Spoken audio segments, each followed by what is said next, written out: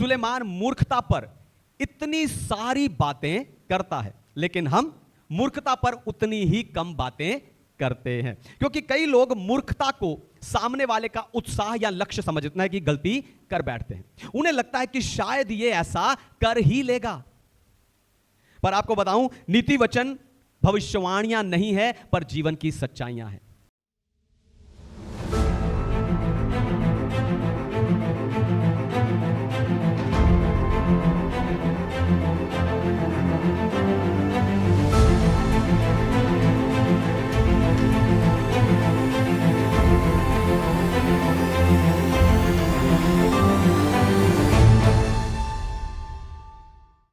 Hallelujah.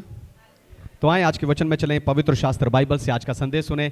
आज का संदेश है मूर्ख से विवाद का जाल। मूर्ख से विवाद का जाल। एक बार एक बुद्धिमान व्यक्ति अपने छोटे गांव के रास्ते से जा रहा था। उसने देखा कि एक आदमी अपने गधे से लड़ रहा है। वो उसे जोर जोर से चिल्ला चिल्ला कर कह रहा है, तुझे समझ नहीं आ रहा, मैं तुझे यहां जाने के लिए बोल रहा हूं।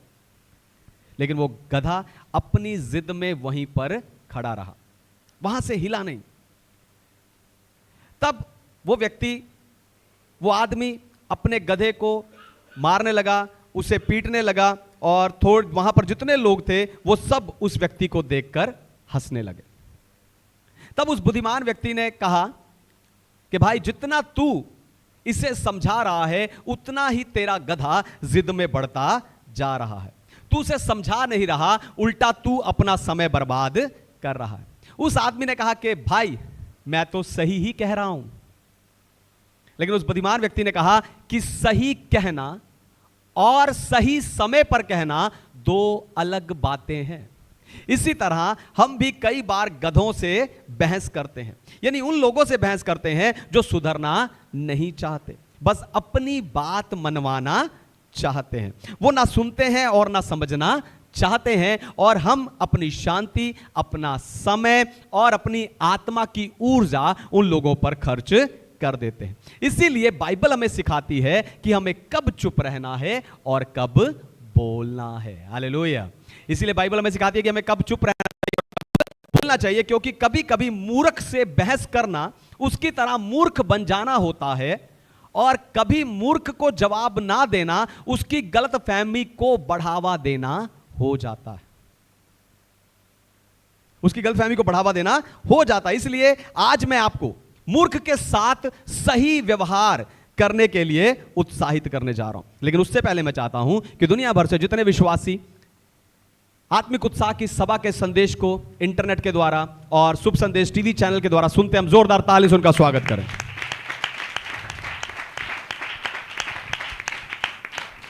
तो मूर्ख से विवाद का जाल। पहली बात जो है वो है मूर्ख को परखो। मूर्ख को परखो। मेरे साथ निकाले नीति वचन की पुस्तक, उसका 14 अध्याय 7 वचन। Proverbs chapter 14 verse 7। मूर्ख से अलग हो जा, तू उससे ज्ञान की बात ना पाएगा।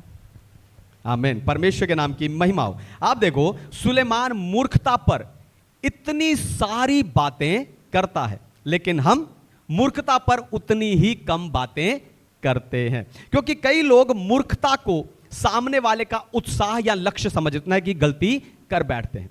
उन्हें लगता है कि शायद ये ऐसा कर ही लेगा। पर आपको बताऊं, नीति वचन भविष्यवाणियां नहीं है, पर जीवन की सच्चाइयां हैं।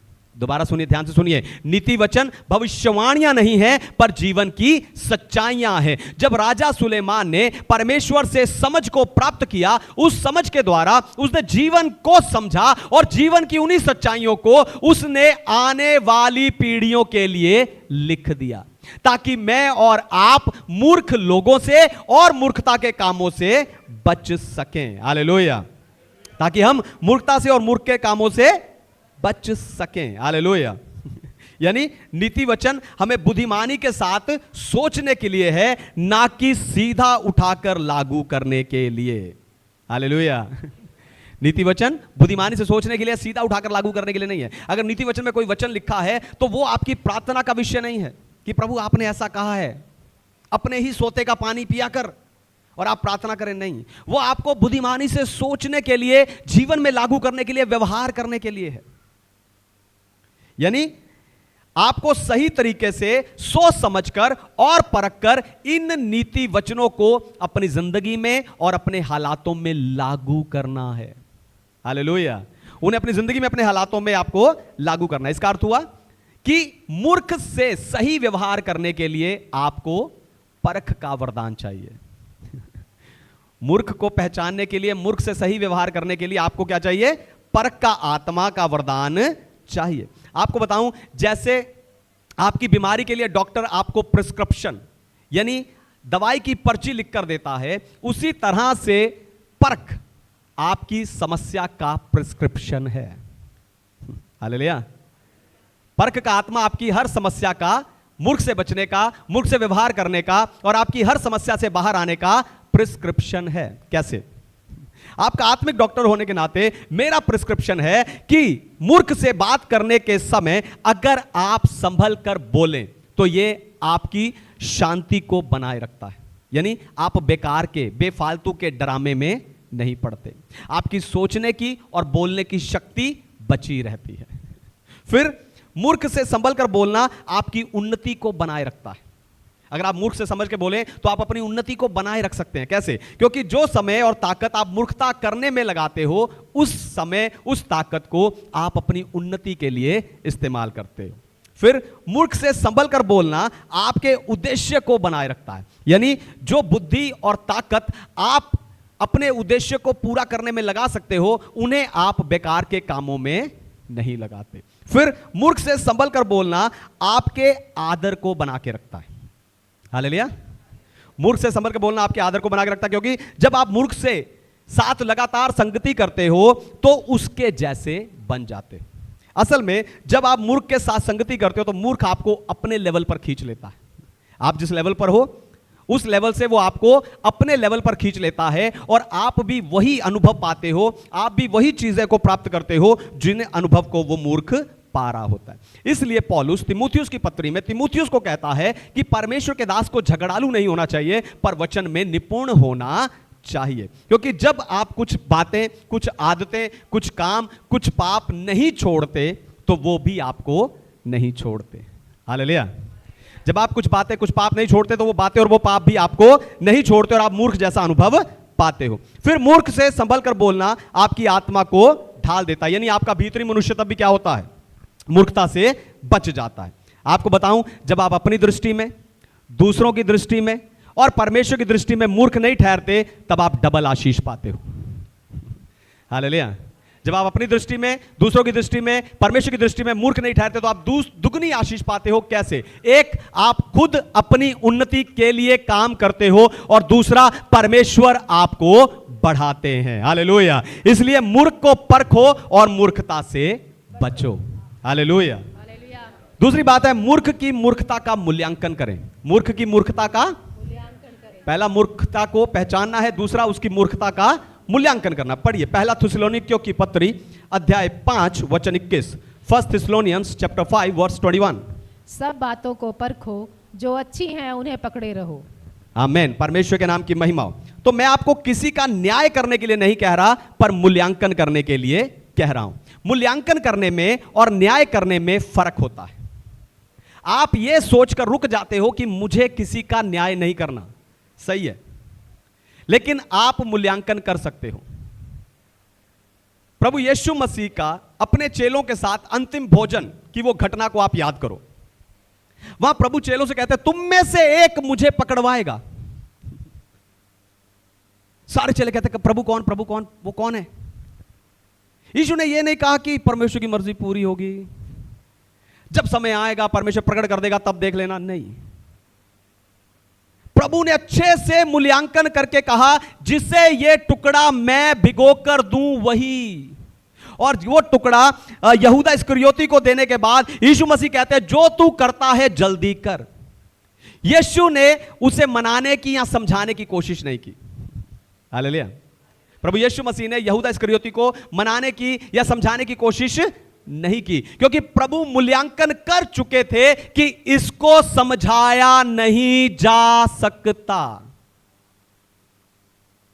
प्रभु कहते, अगर मेरा तेरे पांव धोने के बाद भी तू मुझे धोखा दे रहा है, तू ये काम मेरे साथ कर रहा है, तो मेरे पास करने के लिए और कुछ नहीं बचा है कि मैं तुझे यह समझा सकूं कि धोखा ना दे। हालेलुया। पर सोचने की बात यह है कि कुछ समय पहले इसी यीशु मसीह ने कहा था, दोष ना लगाओ, यानी न्याय ना करो, तो तुम पर भी दोष लगाया नहीं जाएगा। तो क्या यीशु मसीह यहूदा का न्याय कर रहे थे? नहीं, वो मूल्यांकन कर रहे थे।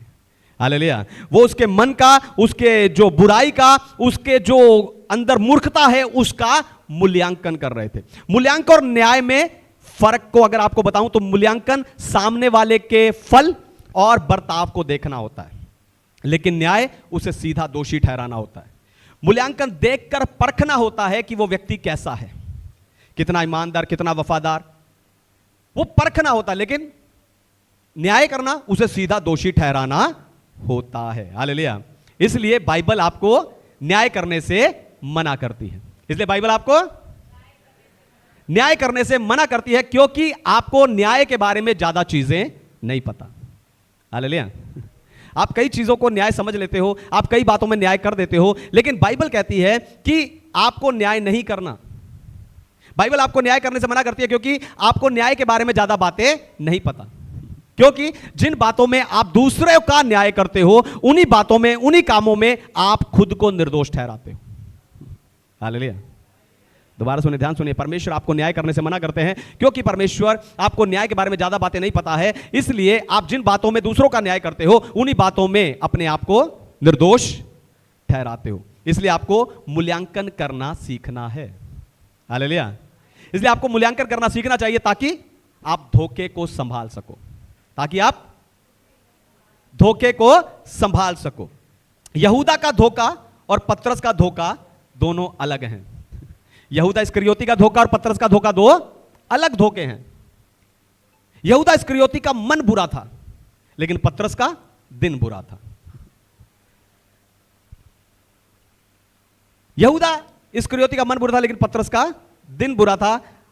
पर उनमें से एक को आपको छोड़ना है और दूसरे को आपको बाद में फिर स्थिर करना है। लेकिन हम कैसे परखें? आपको कैसे पता चलेगा कि आपको किसे छोड़ना चाहिए और किसे दोबारा स्थिर करना है? हालेलुया।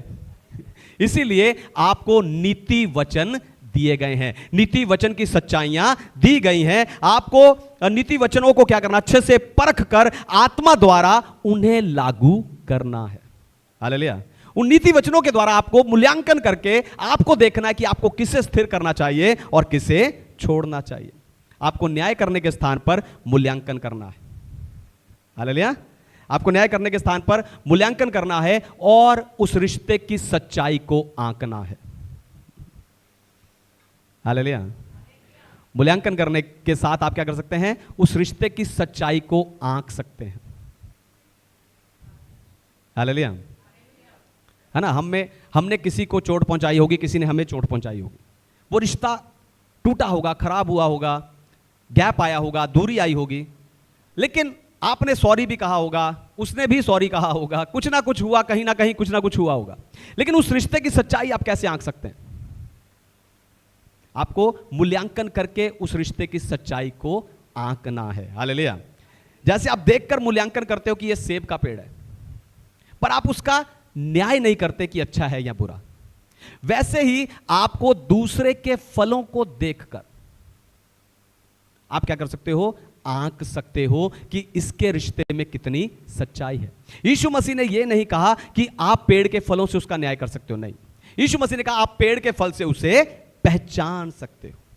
तो आप में से कई लोग रिश्तों के बुरे फलों से परेशान होंगे, पर अगर आपने मूल्यांकन कर लिया होता तो आप बच सकते थे। हालेलुया। अगर आपने पहले मूल्यांकन कर लिया होता, समय रहते मूल्यांकन कर लिया होता, तो आप रिश्ते की उस कड़वाहट से, परेशान उन फलों से आप क्या हो सकते थे? बच सकते थे। लेकिन अब आप सोचते हो फंस तो गए हैं, फिर प्रार्थना कर लेते हैं, उपवास कर लेते हैं, अन्य भाषा बोल बोलकर इसे बुरे से अच्छा बना लेते हैं। पर आपको बताऊं, आप बुरे फल को और बुरे स्वाद को अच्छा नहीं बना सकते। हालेलुया। आप बुरे फल को और बुरे स्वाद को अच्छा नहीं बना सकते।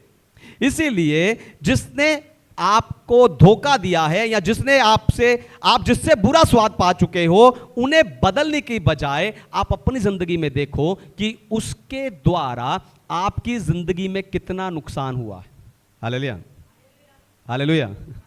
अपनी जिंदगी में आपको देखना है कि उसके द्वारा मूल्यांकन करना है कि उसके द्वारा, उस कड़वे फल के द्वारा, उस कड़वे रिश्ते के द्वारा आपकी जिंदगी में उसका कितना नुकसान हुआ है। आपको वो मूल्यांकन करना। क्यों?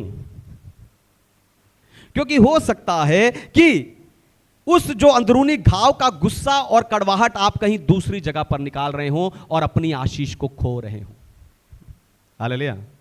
गुस्सा किसी और के बारे में है, कड़वाहट किसी और के कारण है, लेकिन आप उसका जो कड़वाहट है वो कहीं और निकाल रहे होंगे और आप अपनी आशीष को खो रहे होंगे। तो मूर्ख जो है वो मनुष्य से और परमेश्वर से आशीष नहीं पा सका। लेकिन अगर आप भी उसकी कड़वाहट से आई हुई बातों को अपने अंदर रखेंगे तो आप भी आशीष पा नहीं सकोगे। इसलिए मूर्ख की मूर्खता का मूल्यांकन करने के समय आपको चाहिए कि आप अपने अंदर भी मूल्यांकन कीजिए। कहीं वो बातें, कहीं वो काम, कहीं वो आदतें आपके अंदर भी तो नहीं है। तभी आप मूर्खता के जाल से बच सकते हैं। हालेलुया। तीसरी बात है, मूर्ख को क्या मूर्ख बनाता है। मूर्ख को पहचानना है, मूर्ख का मूल्यांकन करना है। मूर्ख को मूर्ख क्या बनाता है? वैसा निकालिए नीति वचन की पुस्तक 26 अध्याय 4 और 5 वचन। Proverbs chapter 26 verse 4 and 5। मूर्ख को उसकी मूर्खता के अनुसार उत्तर ना देना, ऐसा ना हो कि तू भी उसके तुल्य ठहरे। मूर्ख को उसकी मूर्खता के अनुसार उत्तर देना, ऐसा ना हो कि वह अपने लेखे में बुद्धिमान ठहरे। आमीन। परमेश्वर के नाम की महिमा। तो 4 वचन कहता है कि मूर्ख को उत्तर ना देना, यानी चुप रहना। लेकिन 5 वचन कहता है कि मूर्ख को उत्तर देना, नहीं तो अपनी दृष्टि में बुद्धिमान ठहरेगा। यानी अगर आप उसे उत्तर नहीं दोगे, तो अगर आप उसे नहीं सुधारोगे, तो वो अपनी नजर में बुद्धिमान ठहरेगा। असल में ये 2 वचन मूर्ख के 2 गुणों को प्रकट करते हैं। पहला उसके जिद और दूसरा अज्ञानता। ये जिद और अज्ञानता ही मूर्ख को मूर्ख बनाते हैं। हालेलुया। जिद और अज्ञानता ही एक मूर्ख को मूर्ख बनाते हैं। लेकिन आप इसे कैसे पहचान सकते हैं कि एक व्यक्ति जिद्दी है, अज्ञानी है? ये आप कैसे पहचान सकते हैं? है ना। 3 पहचान मैं आपको दूंगा। जो पहली पहचान है वो है मूर्ख सीखना नहीं चाहता। मूर्ख सीखना नहीं चाहता। पढ़िए नीति वचन 1:7, प्रोवर्ब्स 1:7। यहोवा का भय मानना बुद्धि का मूल है, बुद्धि और शिक्षा को मूढ़ ही लोग तुच्छ जानते हैं। आमीन। परमेश्वर के नाम की महिमा। तो मूर्ख की सबसे बड़ी जिद यही होती है कि वो सीखना और सुधरने के लिए तैयार नहीं होता। जब उसे समझाया जाता है तो वो समझने के लिए भी तैयार नहीं होता। पर आपको बताऊं, सुधार परमेश्वर की ओर से एक तोहफा या वरदान है। हालेलुया।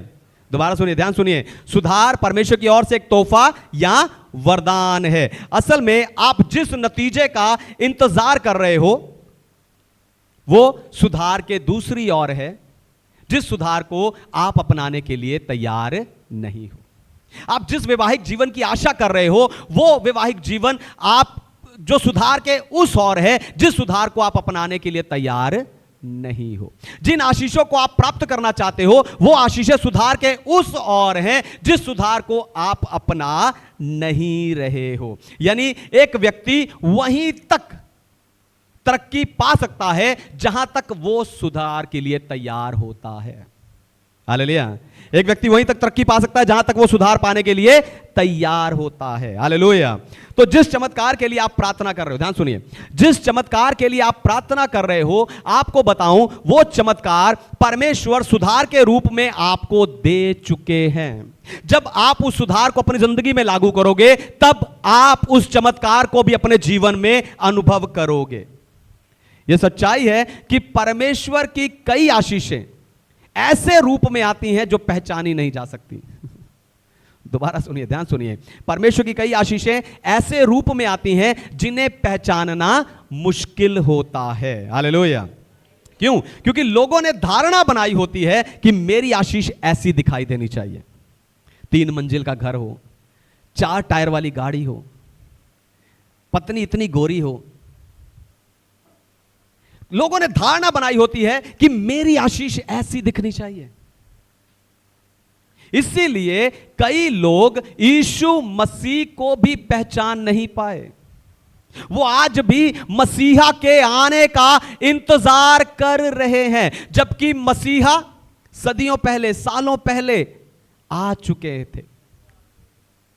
क्यों? क्योंकि उन्होंने धारणा बनाई है कि मसीहा एक बड़ाई के घर से पैदा नहीं हो सकता। हालेलुया। सोचो, अगर आपके जीवन का सबसे बड़ा चमत्कार यानी उद्धार एक ऐसे रूप में आ सकता है जिसे पहचाना नहीं जा सकता, तो परमेश्वर दूसरी आशीषें क्यों इसी रूप में दे नहीं सकते? आत्मिक परख के वरदान से भरकर मैं आपको कह सकता हूं कि जिसके लिए आप प्रार्थना कर रहे हो वो आपको मिल चुका है, बस आप उसे देख नहीं पा रहे हैं। हालेलुया। आप उसे देख नहीं पा रहे। दूसरी बात है, मूर्ख झगड़ालू होता है। मूर्ख जिद्दी और अज्ञानी होने का कारण है वो झगड़ालू होता है। पढ़िए नीति वचन अध्याय 18 वचन 2, प्रोवर्ब्स 18 वर्स 2। मूर्ख का मन समझ की बातों में नहीं लगता, वह केवल अपने मन की बात प्रकट करना चाहता है।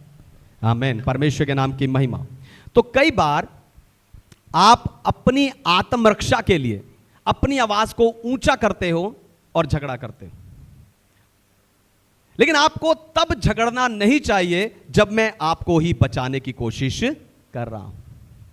जब इजरायली मिस्र में गुलाम थे और परमेश्वर की दुहाई दे रहे थे, तो परमेश्वर ने उनसे बात ना करके जलती हुई झाड़ी में से मूसा से बात की। परमेश्वर ने मूसा को इजरायलियों को बचाने के लिए मिस्र देश में भेजा, लेकिन जिस मूसा को परमेश्वर ने भेजा, जो मूसा उन्हें बचाने के लिए आया, जो मूसा उन्हें मिस्र के दलदल से, गरीबी से निकालने के लिए आया, जो मूसा उन्हें कनान के देश में ले जाने के लिए आया, उसी मूसा से वो जीवन भर झगड़ते रहे। इसीलिए उस पीढ़ी में से कोई भी व्यक्ति कनान देश में नहीं पहुंचा। जो व्यक्ति आपसे प्रेम करता, ध्यान सुनिए, जो व्यक्ति आपसे प्रेम करता, जवान बच्चे, जो व्यक्ति आपसे प्रेम करता है वो रोज आपको सुधार के लिए कहता है, लेकिन आप उसकी सुनते नहीं। पर एक अजनबी जो आपको पिछले हफ्ते, पिछले महीने मिला होता है, वो आपको सेम बात बोलता है और आप उसकी बात सुन लेते हो। जो व्यक्ति आपसे प्रेम करता है, आप उसके सुधार को नहीं अपनाते, लेकिन एक अजनबी जो आपको जानता भी नहीं, आप उसकी उसी बात को मान लेते हो। लेकिन आपको सोचना चाहिए कि आपसे सही और सच्चा प्रेम कौन करता है। इसलिए अपने आत्मिक पिता से ज्यादा, अपने माता पिता से ज्यादा, अपनी पत्नी से, अपने पति से ज्यादा किसी दूसरे की बात को महत्व ना दो, क्योंकि जैसे उस पीढ़ी के मूर्ख लोग कनान देश में नहीं पहुंचे, वैसे इस पीढ़ी के लोग भी स्वर्ग नहीं पहुंचेंगे। हालेलुया। इस पीढ़ी के मूर्ख लोग भी स्वर्ग नहीं जा पाएंगे। तीसरी बात है, मूर्ख सत्य का दुश्मन होता है। मूर्ख सत्य का दुश्मन, सत्य परमेश्वर का वचन है। मूर्ख सत्य का दुश्मन होता है। पढ़िए नीति वचन अध्याय 26 वचन 4, प्रोवर्ब्स चैप्टर 26 वर्स 4। मूर्ख को उसकी मूर्खता के अनुसार उत्तर ना देना, ऐसा ना हो कि तू भी उसके तुल्य ठहरे। आमीन। परमेश्वर के नाम की महिमा हो। ऐसा ना हो तू भी उसके तुल्य ठहरे। जब आप मूर्ख के साथ लगातार संगति करते रहते हो तो आप उसे सही नहीं बनाते, पर वो आपको गलत बना देता है। हालेलुया। जब आप मूर्ख के साथ संगति करते रहते हो तो ये उससे तो सही नहीं बनाता, लेकिन आपको जरूर ये गलत बना देता है। आपको बताऊं, कई विश्वासी अपने नमक और ज्योति का प्रभाव उन पर डालने के चक्कर में उनका प्रभाव अपने ऊपर ले बैठते हैं। हालेलुया। कई विश्वासी अपने ज्योति, तुम जगत की ज्योति हो, तुम पृथ्वी के नमक हो, अपनी ज्योति और नमक को मूर्ख पर डालने के चक्कर में उसका प्रभाव अपने ऊपर डाल लेते हो। इसीलिए पौलुस कहता है कि धोखा ना खाओ, बुरी संगति अच्छे चरित्र को बिगाड़ देती। धोखा ना खाओ, क्यों कहा? क्योंकि आप मूर्ख के प्रभाव से अनजान रह सकते हो। हालेलुया। आप मूर्ख का साथ दे रहे हो, आप उसके साथ संगति कर रहे हो, आप उसे बचाने की कोशिश कर रहे हो, आप अपनी ज्योति, अपना नमक उसके ऊपर प्रभाव डालने की कोशिश कर रहे हो, आपको उसके बीच में पता नहीं चलता कि उसका प्रभाव आपके ऊपर ही पड़ रहा है। हालेलुया। आप उससे अज्ञान रह जाते हो, आपको लगता है कि आप उसके जैसे नहीं हो, पर आप यह देख नहीं पाते कि आप उसकी समानता में ही बदल रहे हो। आपको लगता है आप उसके जैसे नहीं हो, लेकिन जो उसमें है वो आप में आ रहा होता है। हालेलुया। जो उसमें है वो आप में आ रहा होता है। आपको यह पता है कि आपको धूल से एलर्जी हो जाती है, ठंडी हवा से आपको छींकें लग जाती है, लेकिन आप ये क्यों देख नहीं पाते कि आपके अंदर ऐसा क्या है जो आपको मूर्ख से एलर्जी होने नहीं देता। हालेलुया। हालेलुया। आपके अंदर ऐसा क्या है जो पाप में, बुराई में, है ना, पड़े हुए लोगों के प्रति आपके अंदर एलर्जी होने नहीं देता, जो मूर्ख लोगों के प्रति आपके अंदर एलर्जी होने नहीं देता, जो वचन पर ना चलने वालों के प्रति आपके अंदर एलर्जी नहीं होने देता। आप उसे क्यों देख नहीं पाते? आप सब कुछ परख लेते हो, आप सब कुछ मूल्यांकन कर लेते हो, पर आप अपने आप को परख क्यों नहीं पा रहे? हालेलुया। मैं आपको आप नहीं दिखा सकता। हालेलुया। मैं आपको आप नहीं दिखा सकता, पर मैं आपको वचन का आईना दिखा सकता हूं। उस वचन के आईने में देखना आपको अपने आप को खुद है। हालेलुया।